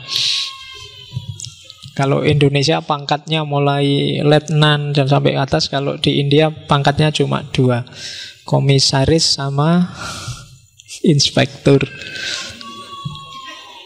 Oke. Dan polisinya India itu qanaah, jadi tidak nuntut macam-macam. Yang lain mobil di mana-mana polisi, mobilnya Mercy, mobilnya BMW. Kalau di India cukup jeep kuno Willys itu dan polisinya tangguh-tangguh. Sekali pukul penjahatnya langsung nabrak tembok, ambrol temboknya. Itu polisi India. Ya, kalau polisi zaman Abbasiyah berarti polisi Arab. Saya tidak bayangkan seandainya orang tidak ngerti bahasa Arab kayak orang Jawa terus di Mekah ditangkap polisi, itu mungkin polisinya marah, dia mungkin amin, amin gitu aja. Ini polisi ini bahasa Arab. Ya orang ngerti Arabnya dianggap wah itu serbanan, dianggap oh kiai ini, terus dia amin. Ngomong apa itu? Oke, ya aku orang ngerti. Oke, jadi peradilan kodi termasuk di jabatan ini Al-Mawardi sendiri. Kodi itu syaratnya, ini kan yang ngopeni pengadilan, yang pertama, yang perempuan nggak boleh iri, harus laki-laki dewasa. Jadi tidak boleh ada hakim perempuan. Yo kamu bahas lah nanti kapan-kapan perspektif gender terhadap Al-Mawardi. Tidak apa-apa. Kenapa kok harus laki-laki? Yo kamu cari sendiri. Wong zaman itu kok memang epistemnya. Kalau dia ngomong perempuan, laki-laki boleh aja siapa aja, bisa dimarahi banyak orang. Konteksnya masih belum mungkin. Yang kedua berakal, balik, mumayyiz. Balik itu kalau bahasa Indonesianya sudah nyampe. Makanya dulu oleh orang tua-tua disebut balik itu kalau tanganmu sudah nyampe pegang telinga, berarti sudah dewasa, sudah balik. Biasanya cirinya ditandai dengan mimpi. Meskipun nggak mimpi, nggak apa-apa, asal rambutnya sudah tumbuh. Itu kan yang Jawa-Jawa kearifan lokal kan gitu. Sudah keluar belum rambutnya? Kalau sudah keluar berarti sudah balik. Oke. Tuh, iya itu, coba kamu cek lah. Masa rambutnya sudah keluar, sudah banyak, belum balik? Tidak mungkin. Oke, terus yang jelas harus cerdas. Yang keempat, merdeka. Kalau dalam konotasi hari ini berarti dia bukan orang yang dalam kekuasaan seseorang atau terikat dengan seseorang. Terus yang kelima, muslim. Kalau kalian jeli, qadhi syaratnya muslim, tapi tadi pemimpin khalifah dia tidak menyebut harus muslim. Jangan dipakai untuk ngelawan yang anti Ahok ya. Pokoknya memang gitu di kitabnya, tidak ada syaratnya khalifah itu muslim. Atau mungkin ya tidak mungkin lah orang non muslim kok dipilih zaman itu. Bisa juga begitu. Tapi yang jelas ketika dia ngomong qadhi, muslimnya disebut. Harus muslim. Terus harus adil, sehat pasti. Terus punya pengetahuan syariah dari awal sampai akhir. Karena dia Syafi'i berarti Qur'annya harus bagus dan tafsirnya sekaligus, hadisnya bagus, ijma' dan kiasnya bagus. Qadha, pengadilan qadhi ini tugasnya dua. Jadi dia memainkan fungsi yudikatif sekaligus legislatif. Menetapkan hukum sekaligus mengadili. Nah, ini jadi biar nggak dua kali kerja. Kalau di Indonesia kan legislatif itu DPR. DPR yang buat hukum, nanti yang menghukum yudikatif. Tapi kalau di qadha itu yang bikin hukum yang menghakimi. Jadi legislatif dan yudikatif. Dan nanti ada pengadilan pusat, pengadilan daerah. Nah, itu untuk lembaga peradilan. Ada lagi lembaga namanya madzolim. Madzolim ini mungkin masuk MK atau PT UN, pokoknya tempat mengadu. Apa saja tujuannya madzolim, dan ini makomnya lebih tinggi daripada qadhi, daripada qadha. Yang pertama tugasnya madzolim apa? Kalau ada pejabat tiran.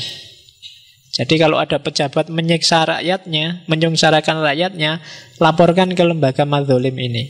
Atau ketidakadilan dalam hal pajak. Ada orang kaya kok pajaknya sekecil itu, sementara kita yang nggak terlalu kaya pajaknya kok diperes sebesar itu, boleh komplain. Terus boleh pengawasan keuangan pejabat pemerintah. Kamu lihat, ini pejabat ini sebulan gajinya cuma 100.000 kok, mobilnya gonta-ganti. Nah, itu boleh dilaporkan ke madzolim. Tidak percaya aku, masa dia bisa punya uang sebanyak itu. Terus tentara juga boleh klaim. Misalnya gajiku cuma kecil kok bolak-balik dipotong, boleh lapor ke madzolim. Boleh juga orang yang hartanya dirampas oleh negara. Misalnya penggusuran-penggusuran yang harusnya nggak diambil oleh Satpol diambil. Nah, itu boleh lapor ke madzolim. Selanjutnya wakaf juga boleh lapor ke madzolim kalau ada kasus. Terus penegakan keputusan. Ini kemarin oleh qadhi sudah diputuskan dihukum, kok sampai sekarang nggak dihukum-hukum, boleh komplain ke madzolim. Terus mengambil alih wewenang tugas ketertiban umum yang tidak mampu. Jadi kalau ada lembaga negara kok lemah, madzolim ini bisa turun tangan. Kok urusan penegakan ketertiban lemah, ya dia boleh turun untuk ngatur ketertiban. Itu madzolim. Terus pelaksanaan ibadah yang dilakukan secara kolektif boleh dikomplainkan ke madzolim. Kalau dia mengganggu ketertiban umum, misalnya nggak ada izinnya. Misalnya bikin pengajian akbar jam 3 subuh. Nah itu kan nyusahin orang yang mau tidur sekelilingnya. Itu boleh lapor ke madzolim. Ada pengajian akbar jam 3 subuh, pesertanya jin. Terus pengawasan keputusan pengadilan itu juga harus madzolim. Syaratnya madzolim agak khas. Yang pertama, dia harus orang yang terpandang. Jadi orang yang punya pengaruh, itu memiliki kedudukan, memiliki pengaruh, berwibawa, punya harga diri. Wah, itu yang agak susah. Kamu punya nggak harga diri? Terus tidak rakus, tidak mudah silau oleh dunia. Ini berat juga. Karena dia tugasnya memang melayani komplain. Kalau dia sendiri mudah terpengaruh, susah. Terus orangnya anti maksiat dan tidak mau kalau sekedar subhat dia menjauhi. Kalau kita kan subhat asal enak, tidak apa-apa, wong subhat. Kadang-kadang yang maksiat juga tidak apa-apa, wong besok diampuni aja kok. Kadang-kadang kan gitu. Tapi kalau kamu jenis kayak gitu, nggak bisa jadi komisi madzolim. Apalagi kamu nggak punya kedudukan, nggak punya status sosial, nggak akan dipilih jadi komisi madzolim. Jadi harus orang yang benar-benar terpilih yang bisa masuk ke sini, karena urusannya agak berat. Bahkan levelnya di atas kekodian, di atas pengadilan. Oke, terakhir, biar nggak capek ngomong politik. Sekarang prosedurnya sekarang gimana kalau khalifah mau ganti, mau pilihan, mau pemilu. Ini prosedur pemilu versi Al-Mawardi.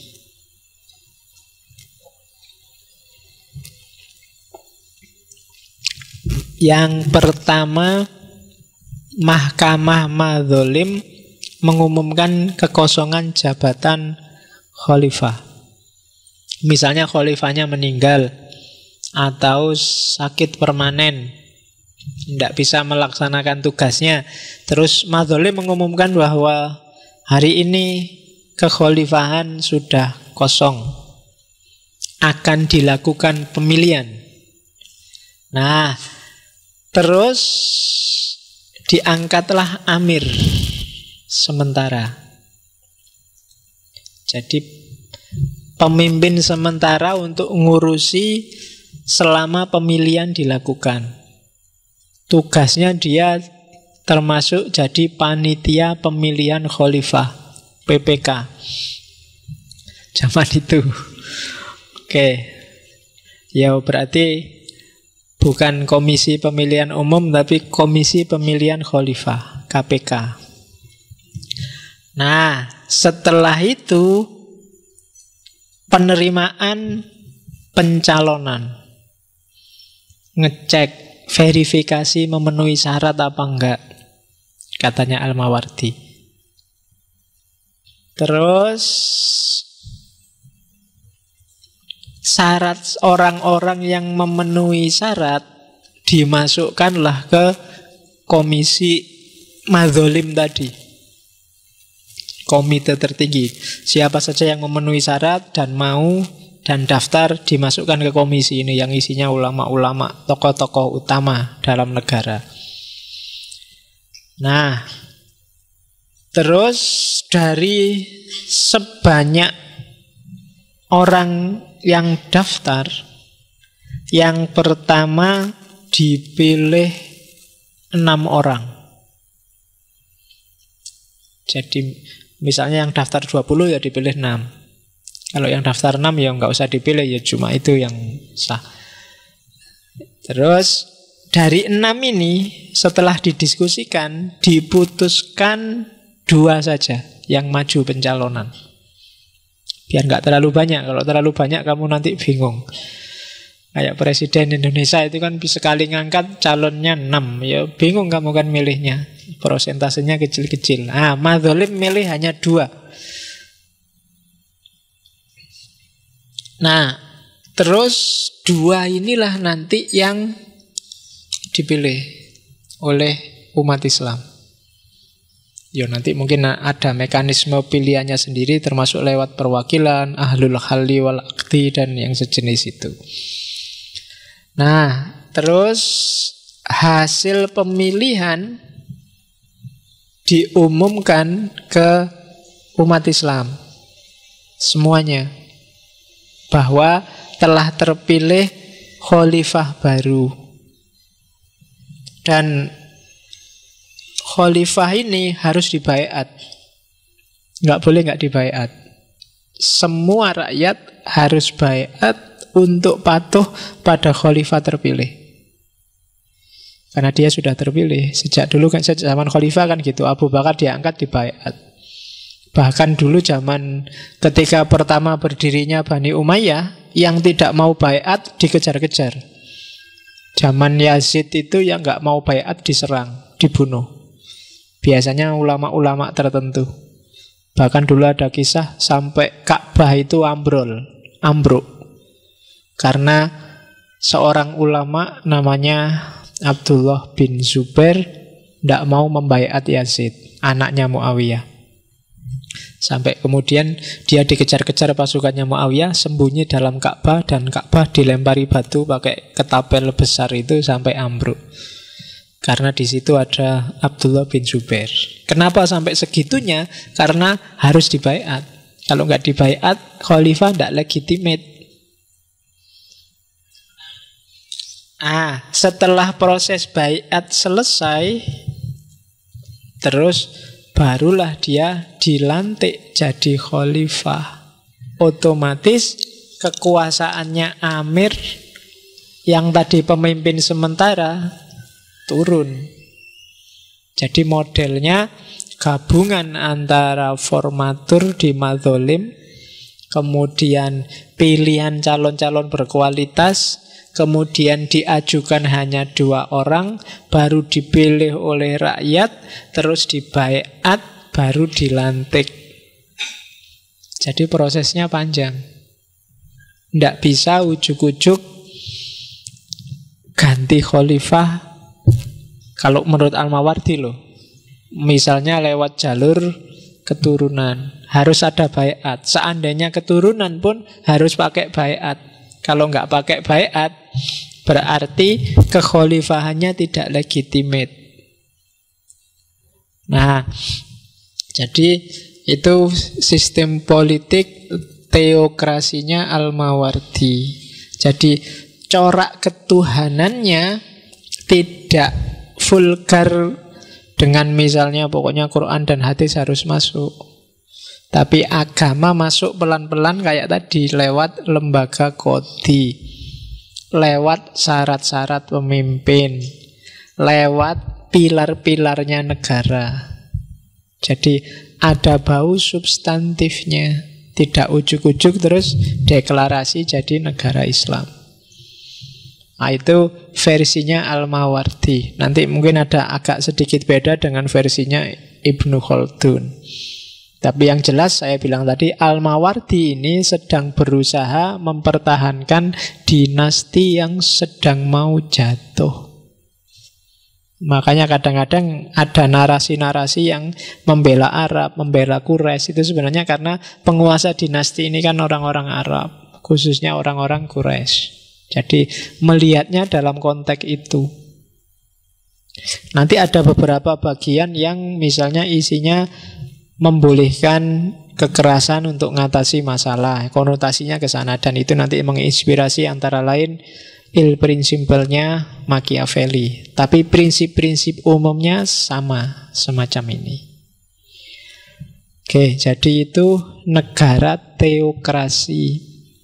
Dan saya bilang tadi, ini konsep awal kekhalifahan yang nanti dikembangkan lagi oleh banyak ulama, disempurnakan sesuai versi masing-masing, termasuk beberapa konsep mutakhir seperti konsep kekhilafahan dalam HTI misalnya. Inspirasi awalnya dari sini, dari kitabnya Al-Mawardi. Nama bidang keilmuannya namanya fikih siyasah atau siyasah as-syar'iyah.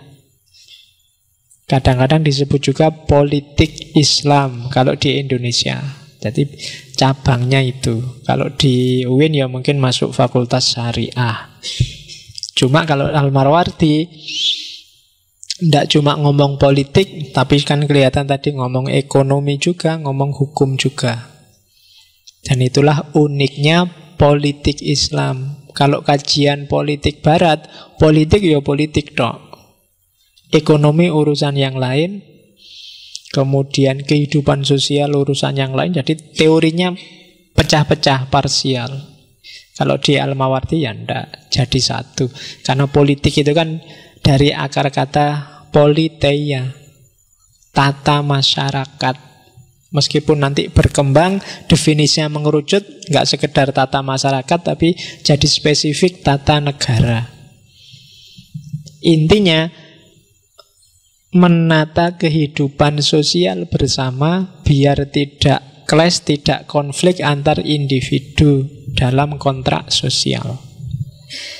Oke, itu wawasan malam ini tentang Al-Mawardi dengan Al-Ahkam As-Sultaniyah. Minggu depan kita sesi terakhir di politik alternatif. Kayak dulu kita sesi-sesi akhir kita ke Indonesia. Minggu depan kita temui Soekarno dengan Marhainisme. Kita sudah kenal Hitler, sudah kenal Thomas Hobbes, kenal Al-Mawardi. Minggu depan kita coba tengok sebentar kayak apa sih konsep yang ditawarkan Soekarno dengan Marhainismenya. Ini kan semacam ideologi politik juga, gabungan antara beberapa ideologi, mirip kayak ceritanya Hitler kemarin, meskipun kisah dan nasibnya tidak kayak Hitler. Oke, saya kira itu untuk malam ini. Wallahul muwaffiq wal afu minkum wallahu a'lam bissawab. Wassalamualaikum warahmatullahi wabarakatuh.